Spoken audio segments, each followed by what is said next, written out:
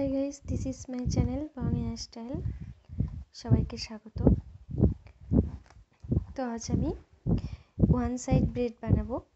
তো দেখাচ্ছি তোমরা ওয়ান সাইড ব্রেড কিভাবে বানাবে। তো প্রথমে হেয়ারগুলো ভালো করে আঁচড়ে নিতে হবে। আমি ওয়ান সাইড লুজ ব্রেড বানাবো। তো সুন্দর করে আঁচড়ে নেওয়ার পর ওয়ান সাইড রাবার ব্যান্ড দিয়েও ভালো লাগে দেখতে।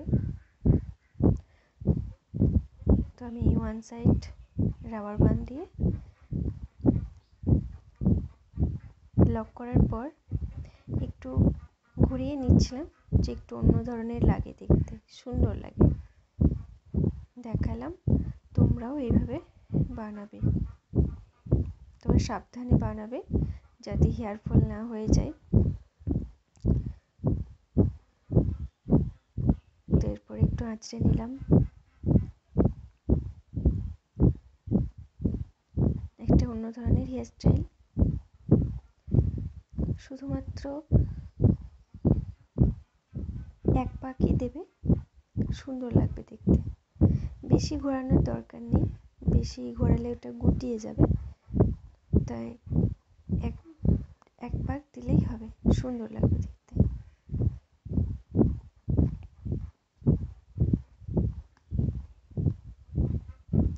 তো আমি এইভাবেই বানাচ্ছি, দেখো তোমরাও এইভাবেই বানাবে। এটা একটা অন্য ধরনের হেয়ার স্টাইল, ভীষণ সুন্দর। এটাকে আঁচড়ে আঁচড়ে গাড়ারটাকে নামিয়ে নামিয়ে ওভাবেই করতে হবে, যেভাবে দেখালাম তোমরা সেভাবেই করবে। দেখো কত সুন্দর লাগছে, তাই না? ভীষণ সুন্দর লাগছে।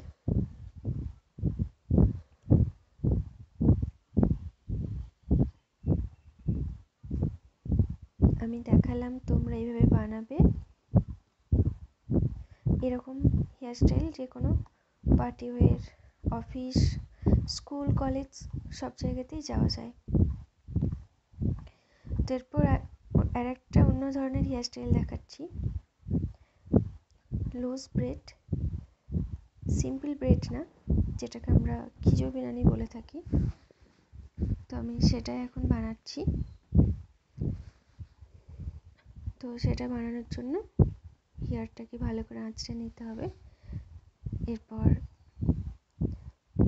যেভাবে আমরা খিচুড়ি বিরিয়ানি বানাই, দেখো দুটো ভাগ করতে হবে প্রথমে, তারপর সাইড সাইড থেকে হেয়ারটা নিতে হবে।